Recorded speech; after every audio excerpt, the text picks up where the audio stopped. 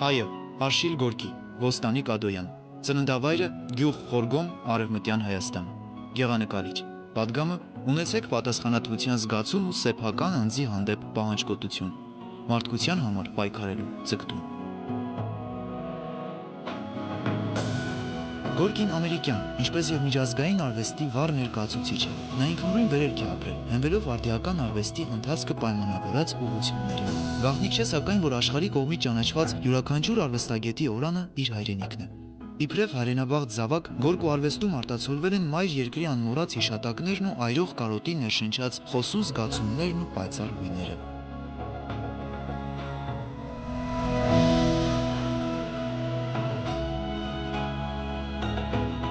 Արշիլ Գորկու համար սկսվում է ստեղծագործական նոր շրջան։ Մինչև 1938 թիվը կարելի է ասել, որ նա հետևեց եվրոպական նկարչության բոլոր սկզբունքներին և մոտեցավ սյուրռեալիզմին։ Ինչ է սյուրռեալիզմը։ Գեր իրապաշտությունը։ Դա գալիս էր, կարելի ասել պարգևն էր, դառն պարգևն էր 1915 թվականի ահավոր ուրեմն առաջին համաշխարհային պատերազմի։ Եվ դա նույն ժամանակ զուգահեռ հայ ժողովրդի ողբերգությունն էր, մեծ եղերն էր։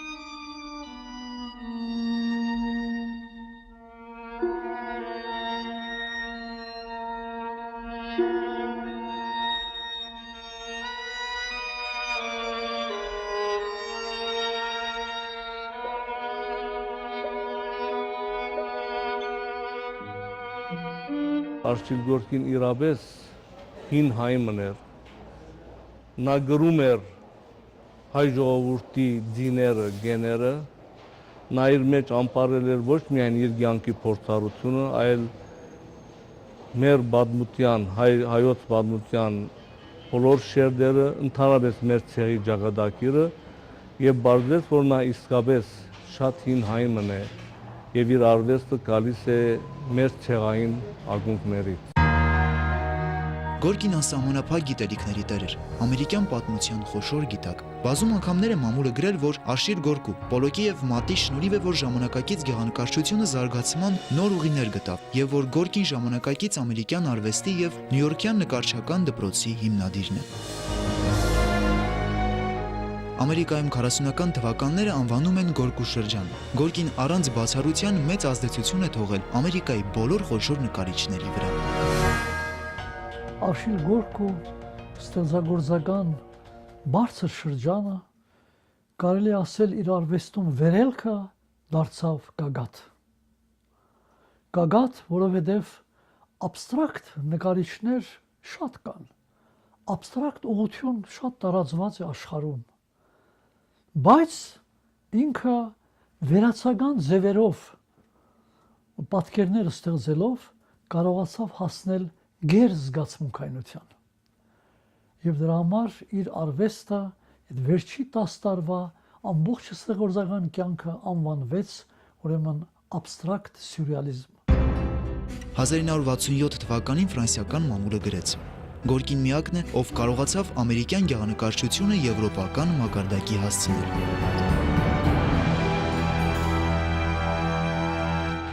Լույսին զուգահեռ իբրև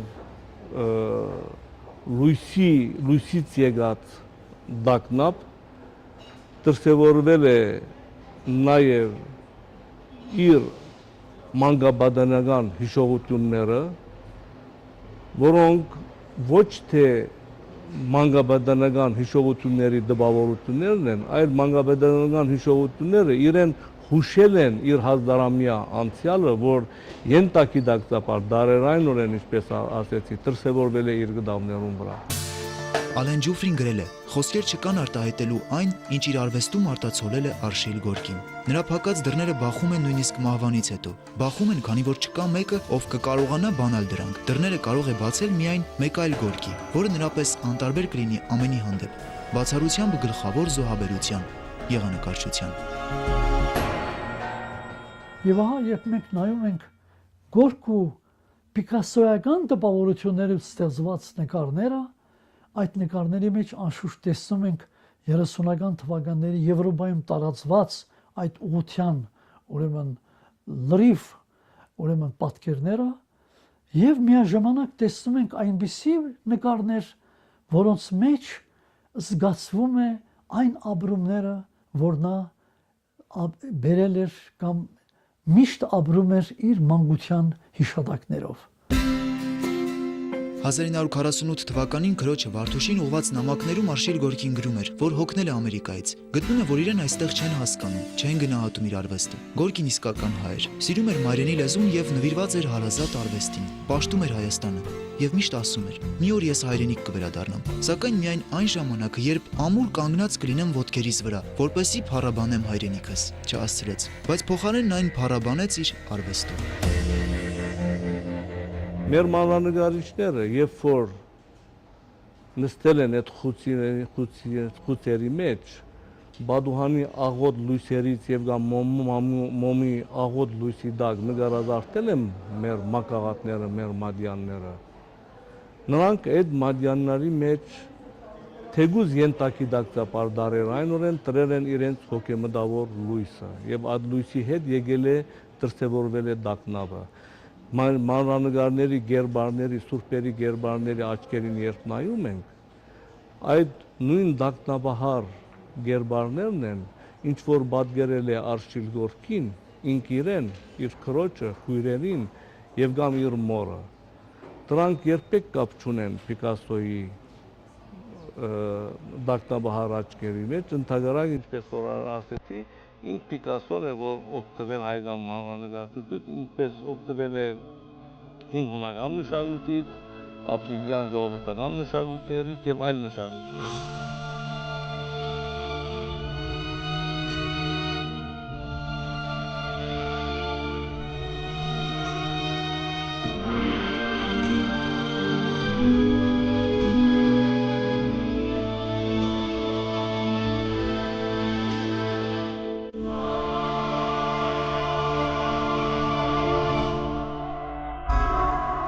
«1941-ին Գորկին ամուսնացավ Ագնես Մակրուդերի հետ։ Գորկին միշտ էր սառը մեկուսացում էր ապրել քաղաքում, որտեղ իրեն աքսորված, տեղահանված էր զգում։ Միայնակ օտարների շրջապատում։ Ես սիրում եմ ջերմությունը, քնքշությունը, ուտելիքը, հյութալիությունը, բուրումնավետությունը, միայնակ մարդու երգը։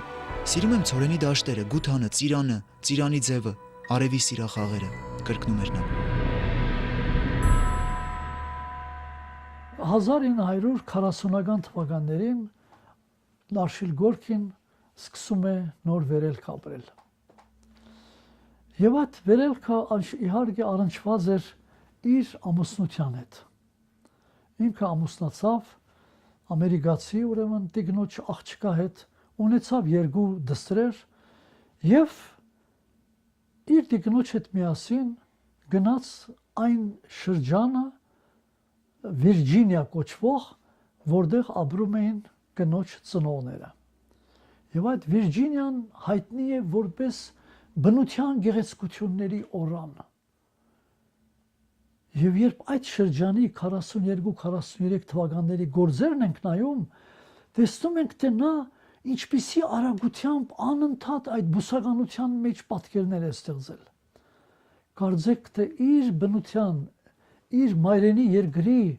բնության գեղեցկությունները նա տեսնում էր այդ բուսական աշխարհում, որ Նյու Յորքում չէր տեսել։ 1943-ին Գորկու կատարած գծանկարները հիմք ծառայեցին իր ուշ շրջանի կտավների մեծամասնության համար։ Այդ ժամանակվանից սկսած պատկերների եւ ոճի նոր զարգացումներն իրենց առաջին մկրտությունը ստանում էին գծանկարներում, իսկ 1-2 տարի անց հայտնվում կտավներում։ Հաճախ հանրագումարի բերելով գծանկարներում պատկերվածը փոխանցում էր կտավին առանց որևէ բան ավելացնելու կամ պակասեցնելու։ Գորկին գծանկարը համարում էր նախնական պլան կամ ծրագիր եւ ճշգրտորեն հետևում էր այնտեղ նշված բոլոր կետերին։ Արշիլ Գորկին ինտուրույն էր, ստեղծեց նոր արվեստի դպրոց, դարբեր անվանումներ են տալիս այդ արվեստի դպրոցին, օտարները գոչում են action painting, գործող կամ շարժուն նկարչություն, բայց ես դա անվանում եմ հայլոզոիզմ, ոգեբաշխություն, ինչի համար։ Հայլոզոիզմը այն էր, որ հին աշխարհում, նաև հայերի մոտ, մասնավորապես հայերի մոտ, հավատում էին, որ գեդը անձնավորություն է, անդարը անձնավորություն է, քարը ապրում է, շնչում է։ Մենք հավատում էինք, որ սոցիալ անդարի մեջ ոգիներ են ապրում, ինքը անդարը իբրև անձնավորություն էինք ընդունում։ Արշիլ Գորկին թե անձնավորում էր առարկաները գիսավերական վիճակի մեջ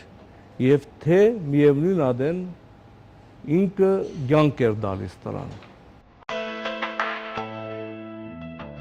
Գորկու 1945 թվականի ցուցահանդեսից հետո հրատարակված ալբոմի նախաբանում Բրետոնը գրեց. «Այստեղ առաջին անգամ բնությունը հանդես է գալիս որպես գաղտնագիր։ Մեր առաջ բոլորովին նոր մի արվեստ է։ Հակոտնյա մերօրյա հակումների, որոնցում նորաձևությունը շփոթմունք է առաջացնում, կամ որոնք սյուրռեալիզմի պատրանք են ստեղծում ոճի սահմանափակ եւ մակերեսային օգտագործման հետևանքով։ Այստեղ մեր առաջ ամենաազնիվ էվոլյուցիայի վերջակետն է»։ Արևաբաշտ եւ քրիստոնյա լինելուց առաջ եղել են լուսաբաշտ, ունեցել են լույսի աստված, մեհր է, որ արևելքում ճանաչված է միհր եւ հին արևելյան մշակույթների մեջ գրեթե բոլորի մեջ գոյություն ունի այդ լույսի պաշտամունքը, սակայն մեր բարակային լուսադուները, արևը, լուսինը, մոլորակները եւ աստղերը ոչ թե իրենք են, որ լույս են ծնում ֆիզիկապես, այլ իրենք ծնվել են լույսից, լույսի աստծուց, որովհետև մեր բարակային լույսը, լույսի պաշտամունքը ունեցել է հոգեմտավոր խորհրդանշական նշանակություն։ Դրա համար եւ քրիստոնեությունը եկավ, հայտարարվեց, որ Աստված լույս է, Քրիստոսը լույս է, եւ Քրիստոս դարազում էր հոգեգան, ներքին հոգեմտավոր լույսը ավելի, քան ֆիզիկական լույսը, որ գալիս էր արևից։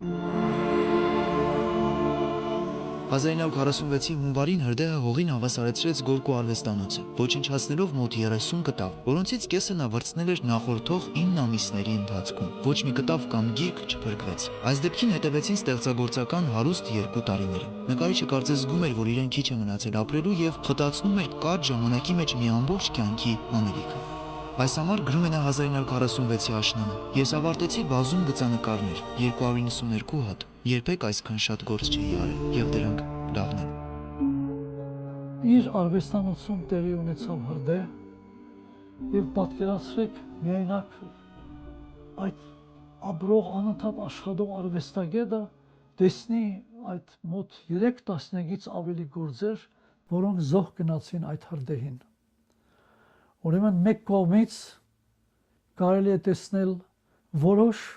երջանիկ պահել իր կյանքում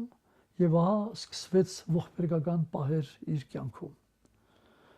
Այդ շրջանում է, որ նա ստեղծում է իր մորը նվիրված մի գործ, նույնպես վերացական, որ կոչվում է «Ինչպես մորս ասեղնագործ գոգնոցը բացվում է իմ կյանքում»։ Շատ հաճախ նա նկարում էր մինչև առավոտյան 3-4-ը։ Դժվար չէ հասկանալ իր գրածը։ Եթե իմանայի, որ այսքան հոգնեցնող, մարդուն ուժասպառ անող աշխատանք է նկարելը, չէի ընտրի որպես մասնագիտություն։ Բայց հոգ չէ։ Դա երևի իմ ճակատագիրն էր։ Ես ծնված էի դրա համար։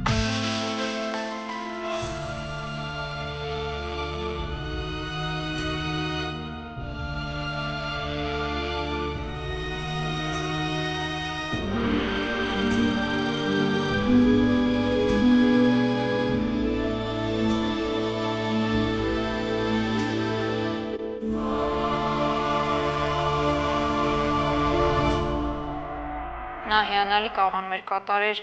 մի ձեռքով, մի մատիտի, մի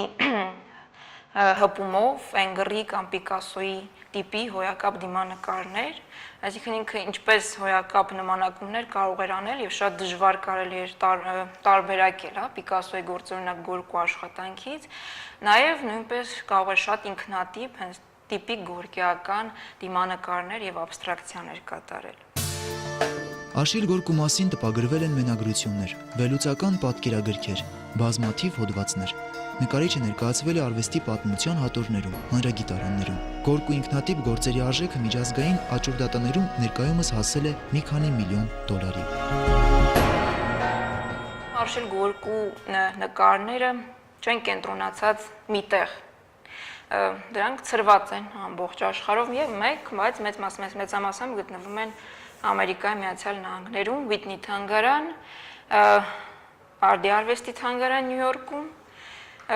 վերջերս շատ ցուցահանդեսներ կազմակերպվեցին նվիրված Գորկու անհատական ցուցահանդեսներին, դա Պոմպիդու կենտրոնի ցուցահանդեսներ եւ վերջին երկու ցուցահանդեսները, որ տեղի ունեցան Tate թանգարանում, Անգլիայում, Լոնդոն եւ ուրեմն Լոս Անջելեսի թանգարանում։ Աշիլ Գորկի ձևափոխողը, Time հանդես, արվեստաբան քննադատ Ռիչարդ Լակայոն։ Ամերիկյան արվեստի աշխարհում կա արդյոք Աշիլ Գորկու հետ համեմատվող մեկ ուրիշ կենսագրություն։ Նրա կյանքի կորն անցել է պայքարի, բացահայտումների եւ ողբերգության միջով։ Սկսել է դանդաղ, հետո արագ, դարձել է ապշեցնող, իսկ վերջում կործանիչ։ 1948-ին Աշիլ Գորկին ստեղծեց 20-րդ դարի նշանավոր կտավներից մի քանիսը։ Դա երկար կյանք չէր, բայց լի էր անմար կրակով։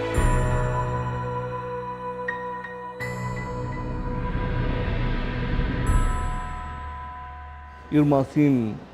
գրվել են բազմաթիվ գիրքեր, բազմաթիվ հոդվածներ, հատկապես օդար արվեստաբանների, օդար ուսումնասիրողների կողմից։ Շատ բարձր է գնահատվել իր արվեստը, սակայն դրանց մեջ ինձ թվում է ամենեն հատկանշականը կամ արժեքավորը Անրե Բրետոնի կարծիքն է։ Անրե Բրետոնը գերիրաբաց սյուրռեալիստ արվեստի դեսության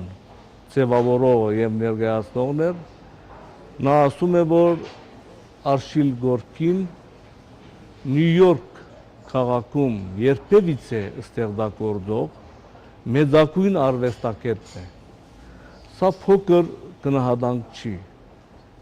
Դա գիտեն օդարները, ճապոնցիները ավելի գիտեն օրինակի համար, քան մենք հայերս։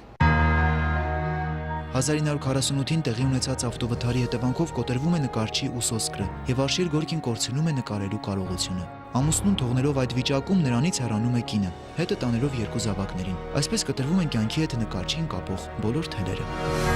Գորկին հայտնի պատկերասրահի տնօրեն Լևիի հետ ուրեմն մեքենայով գնում էր եւ ուրեմն մեքենան ուրեմն խփնվում է եւ այդ խփնվելու ժամանակ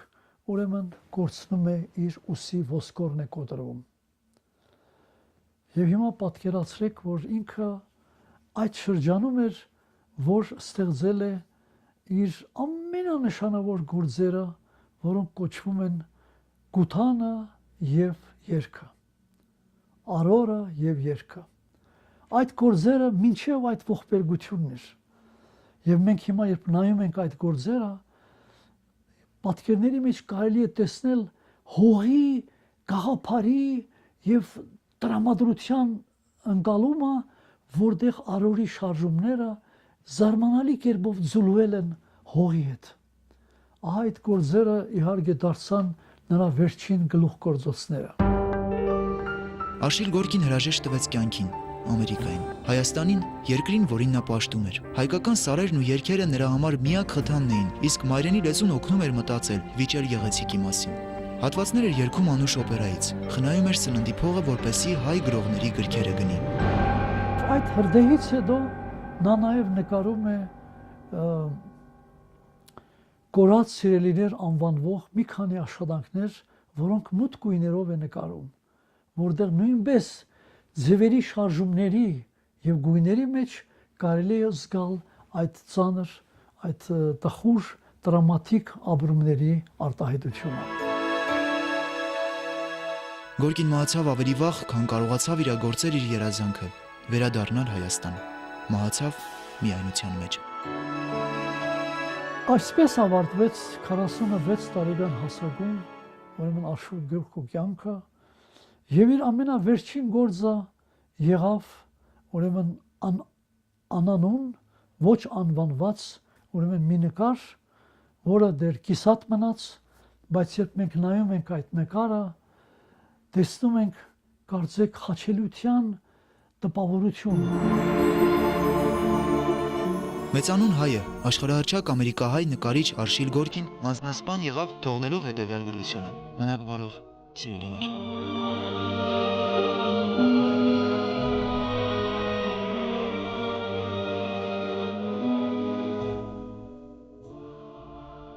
Արշիլ Գորկին որպես ինքնատիպ արվեստագետ սկսեց գնահատվել եւ բարձր գնահատական ստացավ իր մահից հետո։ 1953 թվականից հետո էր, որ սկսեցին իր մասին գրել։ Եվ առաջին գրողը, լավագույն գրողը եղավ իր աշակերտուհին։ Դա ուրեմն Շվաբահերն էր, որը սքանչելի գրեց իր ուսուցչի մասին, եւ դա հիմք դարձավ հետագայում նոր ուսումնասիրությունների համար։ Արշիլ Գորկին իսկական հայ էր, սիրում էր մայրենի լեզուն եւ նվիրված էր հարազատ արվեստին։ Պաշտում էր Հայաստանը եւ միշտ ասում էր. «Մի օր ես հայրենիք կվերադառնամ, սակայն միայն այն ժամանակ, երբ ամուր կանգնած կլինեմ ոտքերիս վրա, որպեսզի փառաբանեմ հայրենիքս»։ Չհասցրեց, բայց փոխարենն այն փառաբանեց իր արվեստով։